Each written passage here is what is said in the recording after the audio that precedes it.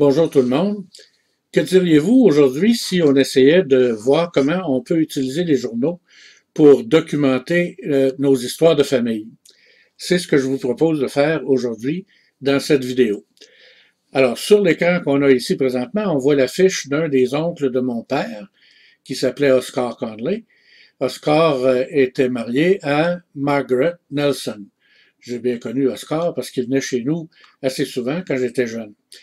Sa femme Margaret, les seuls renseignements que j'ai à propos de son décès, c'est qu'elle est décédée en 1966 à Montréal, ou enfin presque juste ça. Je sais aussi qu'elle est décédée le 23, mais je ne sais pas quel mois. Pourquoi? Parce que ça vient des notes d'une autre cousine de mon père qui s'appelait Estelle Gouin. Estelle avait un cahier dans lequel elle prenait en note les événements de la famille. Elle avait noté le décès de Margaret, puis là, elle avait écrit un mois, puis elle avait rayé ça, puis écrit d'autres choses, puis rayé encore, de sorte que finalement, je suis pas capable de lire ce qu'elle a écrit là. Estelle est décédée depuis plusieurs années, alors évidemment, je ne peux pas l'interroger là-dessus. Je suis allé fouiller dans l'index consolidé des décès qu'on retrouve sur Généalogie Québec sous le titre de mariage décès 1926-1976, et j'ai pas trouvé la fiche de Margaret. Alors, je me dis que si on n'était pas trop malchanceux, on devrait trouver dans les journaux un avis de décès à propos de Margaret Nelson. Maintenant, Margaret est une anglophone, comme vous pouvez voir. Est-ce que son avis de décès sera publié dans les journaux français ou les journaux anglais? Je ne sais pas. Alors, pour ne pas prendre de chance, on va chercher dans tous les journaux. Comme ça, s'il y a un avis de décès à son sujet, on va le trouver d'une façon ou de l'autre. Alors, ce que je vais utiliser en réalité, c'est le site de BANQ, parce que le BANQ a un moteur de recherche absolument fantastique pour les journaux. Alors, je tape BANQ, journaux. Et là, ben, j'ai le lien ici, Revue et journaux québécois. Je clique sur ce lien-là. Revue et journaux, c'est bien ça. Alors, je clique sur accéder. Et dans le moteur de recherche, ici, des journaux, je tape Margaret Nelson et je vais écrire aussi le nom de son époux, le nom de famille, parce que le nom de famille est sûrement écrit, de son époux est sûrement écrit dans l'article également. Maintenant, pour restreindre un peu ma recherche, parce que je risque de trouver ça à bien des endroits, je vais, étant donné que je sais qu'elle est décédée en 1966, je vais aller à date ici, et je vais demander à BANQ de chercher uniquement de 1966 à 1966. En d'autres mots, juste cette année-là. Et je clique sur Appliquer. Et voici que j'ai deux articles qui me sont proposés. Je regarde ça ici. Parents et amis sont invités d'y assister sans invitation. Conley Margaret, c'est bien ça. Marié a épousé Oscar Conley. Et l'autre article, décédé subitement, Margaret, épouse d'Oscar Conley, le dépôt immortel. Oh! Alors, si je comprends bien, parce que je regarde les dates ici, 26 septembre, 26 septembre, j'ai deux copies du même journal La Presse. Ça, c'est intéressant pour nous, parce que quand ça arrive, c'est parce qu'il y en a un des deux qui est moins bon que l'autre. Une image qui est moins bonne que l'autre. Alors, on va télécharger les deux, puis on va choisir la meilleure, tant mieux pour nous. Alors, je télécharge c'est-à-dire j'ouvre cette première page-là ici, et là, j'attends que le téléchargement se fasse. La Presse est un gros journal, n'est-ce pas? Il y a plusieurs pages. Alors, c'est un peu long, d'autant plus qu'en réalité, il faut comprendre que ce qu'on télécharge ici, présentement, c'est pas seulement le texte, mais c'est l'image et le texte. Parce que quand on numérise un document, évidemment, on produit une image d'abord, et ensuite, on textualise, c'est-à-dire on convertit l'image en texte pour obtenir le texte dans lequel on peut faire de la recherche. Alors ici, on va avoir les deux, comme de raison. Alors, une fois que c'est fait, vous voyez, c'est en petits caractères que ça s'affiche pas mal. Je vais demander d'augmenter à 150%. Et là, j'attends quelques instants que ça se place. Et vous voyez, j'ai ma Conley Margaret ici. Maintenant, comme vous pouvez voir, la qualité n'est pas extraordinaire. On va grossir encore un petit peu plus. J'ai l'impression qu'on a bien des chances que l'autre copie soit meilleure. Alors, retournons à notre page ici et demandons d'ouvrir la deuxième copie. Vous voyez, je vais en avoir une ici et l'autre va être ici. Alors, j'attends le téléchargement de nouveau et je vais pouvoir comparer, évidemment. Évidemment, si vous... C'est parce que moi, je veux toujours conserver une copie de l'avis de décès pour inclure dans ma généalogie. Si vous n'en avez pas besoin, ben là, peut-être que la qualité est moins importante, pourvu qu'on soit capable de la lire. Vous pourriez vous contenter de la première image qu'on a vue tout à l'heure. Mais si vous voulez garder une copie, comme moi j'aime bien faire, ben là, évidemment, on va avoir une copie la plus jolie possible. Alors, on va le faire au long, et puis on verra ce que ça donne. On choisira la plus belle des deux.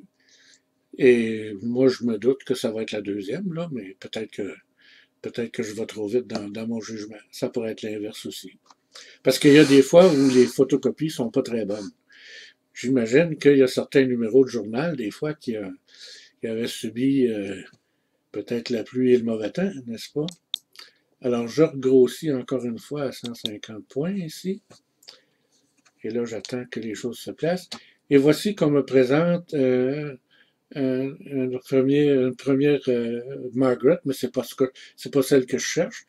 Alors, je clique sur la loupe ici, puis je dis va-t'en à l'apparition suivante. Des fois, ici, on peut avoir des problèmes et ça va bloquer. Si ça arrive, ça ne bloque pas dans notre cas, voyez-vous, on l'a, là, notre copie, et vous voyez en passant qu'elle est de pas mal meilleure qualité que l'autre.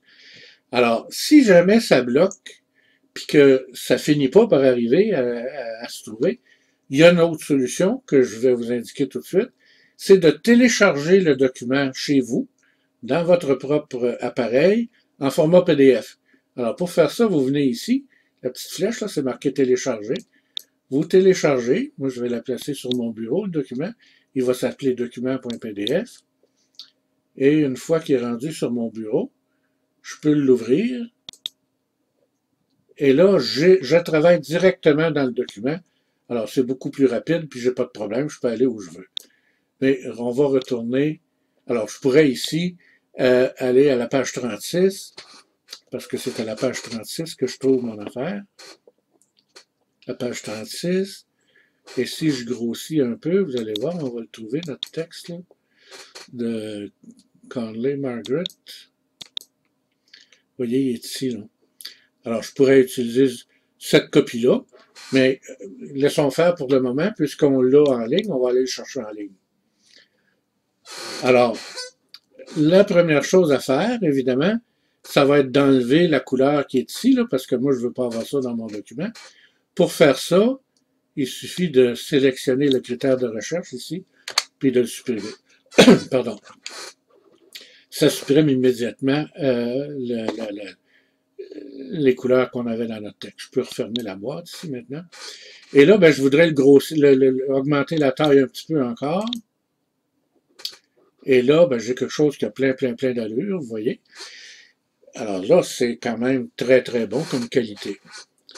Alors, si je veux maintenant garder ça, une copie de ça dans ma base de données, il y a deux solutions pour le faire. Alors, moi, vous voyez que sur ma barre d'outils, ici, j'ai un outil qui s'appelle outil de capture. Si vous n'avez pas ça sur votre barre d'outils, vous pouvez aller ici et taper outil capture, puis vous allez l'obtenir. Même chose. Alors, je dis que je veux faire une nouvelle capture. Et là, je prends mon curseur pour entourer avec un rectangle ce que je veux conserver. Alors, si je veux garder juste ceci dans ma base de données, et voilà. Alors là, en cliquant sur la petite disquette qui est ici, je peux sauvegarder ça sur mon ordi pour l'utiliser, pour le conserver dans ma base de données de généalogie.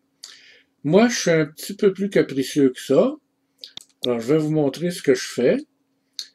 Je recommence, je fais la même chose ici. Sauf que là, je me garde la place de plus en haut.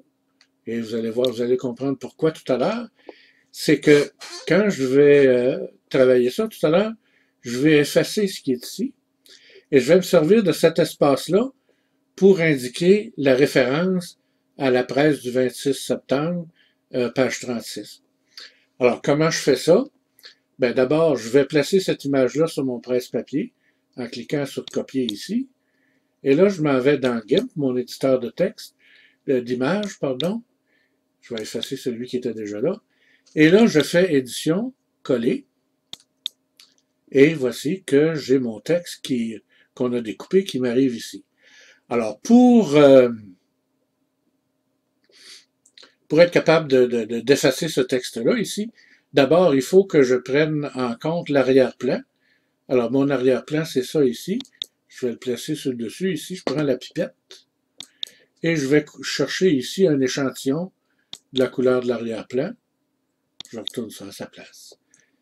Je prends l'outil de découpage, de sélection qui est ici. Alors, je fais la sélection de ce que je veux supprimer. Et je fais supprimer. Et là, pour retrouver mon arrière-plan maintenant, je fais image, aplatir l'image. Et voilà, c'est parti. Et là, je supprime ma sélection. Et là, j'ai un bel espace vide ici pour indiquer la référence à la presse. Alors, je prends l'outil pour générer le texte. Je m'assure que je vais écrire au centre de l'image. Je m'assure que la taille de police est autour de 24 points pour des coupures de journaux. Comme ça, d'habitude, ça a bien de l'allure. Et je trace un rectangle dans lequel je vais écrire. Je mets mon curseur à l'intérieur et je dis la presse. Retour de chariot, 26 septembre 1966, page 36. Ça a belle allure, ça. Alors là, j'ai de l'espace ici qui n'est pas utilisé. Je vais récupérer ça en baissant ici, à peu près comme ça. C'est beau. Alors là, je peux aplatir mon image maintenant. Et là, ben, j'ai de l'espace qui ne sert pas en haut, je vais le supprimer en prenant l'outil de transformation découpage. Et là, je coupe ici, comme ça. Et voilà. Avant de sauvegarder, je vais essayer d'améliorer le texte ici parce qu'il est un petit peu flou, n'est-ce pas? Alors, pour ce faire, je vais aller dans les filtres ici, générique, améliorer. Je vais demander de valider ça. Alors, vous voyez que ça améliore un petit peu la qualité de mon texte. Et voilà, je suis prêt à inclure ça dans ma base de données. Je vais aller voir dans ma base de données ici. Margaret Nelson apporte le numéro 228. Parfait. Alors, je fais fichier exporter sous. Et là, je m'assure que je suis dans Brothers Keeper, Conley, images. Et je vais taper le nom du fichier 228. Avis de décès, avis, décès.png. Et j'exporte. Et voilà, c'est confirmé. Je m'en vais dans mon Brothers Keeper, dans les images. Je dis que je veux ajouter une image. Je dis qu'elle s'appelle 228. Avis de décès est ici. Je clique. Et voilà, mon image est arrivée ici. J'indique qu'il s'agit d'une image de personne, que ça s'appelle avis de décès. Et ici, je peux indiquer la référence. Et là, ben, je vais vous faire part d'un petit secret. 26 septembre 1966, page 36. Moi, j'aime bien garder en note l'adresse Internet où j'ai pris l'image. Parce que plus tard, si jamais je veux y retourner, ben, j'aurais pas besoin de refaire ma recherche pour la trouver. Alors, je clique sur la barre d'adresse ici pour sélectionner l'adresse Internet. Je fais CTRL-C pour la mettre sur mon presse-papier. Je retourne dans Brothers Keeper, je mets mon curseur et je fais CTRL-V pour copier l'adresse. Ça veut dire que plus tard, dans un mois, dans 6 mois, dans un an, si je veux retourner consulter ce numéro de la presse, j'ai l'adresse pour y accéder directement ici. Alors ça peut être très utile de conserver ça en note. Et voilà. Alors, mon document est ici, vous voyez. C'est bien le document qu'on a découpé ensemble. Alors ça, oui, je m'excuse, ça me permettra d'indiquer que la date de décès, c'est bel et bien le 23 septembre. Elle est décédée subitement. Elle est exposée au salon Intel.